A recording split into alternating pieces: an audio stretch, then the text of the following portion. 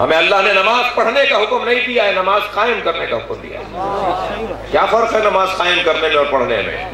अकीमुस्सलात, अकीमुस्सलात, नमाज कायम करो, नमाज कायम करो।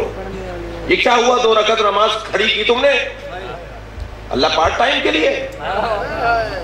जिसे 5 वक्त में अल्लाह को याद रखते हैं तो वो तो पार्ट टाइम का अल्लाह मानते हैं ना, कभी कभी का अल्लाह।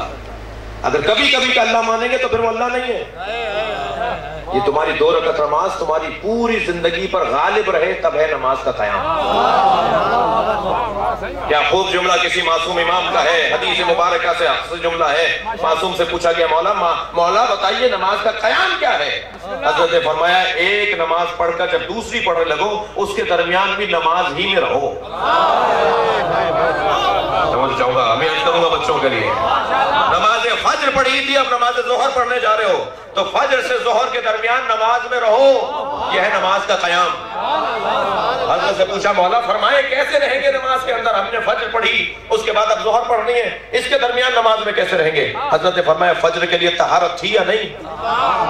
फज्र के लिए अपने पैसे के कपड़े का ख्याल था या नहीं? तशरीह हो रही है हदीस की। जब तुम नमाज पढ़ रहे थे तो तुम्हें इस बात का ख्याल था ना जहां पढ़ रहा हूं वो जगह हलाल होनी चाहिए और पाक होनी चाहिए। तो जब 2 रकअत नमाज के लिए तो जगह पाक हो, नौकरी करने के लिए जगह पाक क्यों नहीं है? कारोबार करने के लिए जगह हलाल क्यों नहीं है? बस अगर तुम्हारी जिंदगी में जो शराइत नमाज के लिए थे तुम्हारी जिंदगी में हर जगह अगर वही शराइत रहे तो समझो नमाज कायम हो गई। थक रहे ना आप हज़रात? समझे?